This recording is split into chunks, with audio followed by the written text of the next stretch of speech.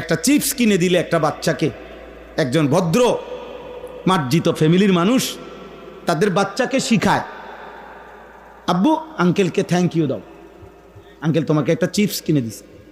10 টাকার একটা চিপসের জন্য বাবা শিখাইছে, মা শিখাইছে, আঙ্কেলকে ধন্যবাদ দিতে হয়।